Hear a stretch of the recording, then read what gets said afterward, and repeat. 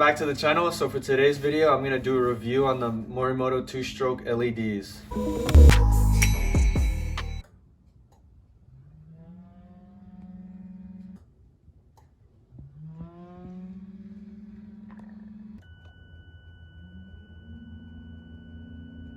The only thing about the Morimoto 2-stroke LEDs is that the noise from the fan is a little bit high, if you can hear that in the video right now.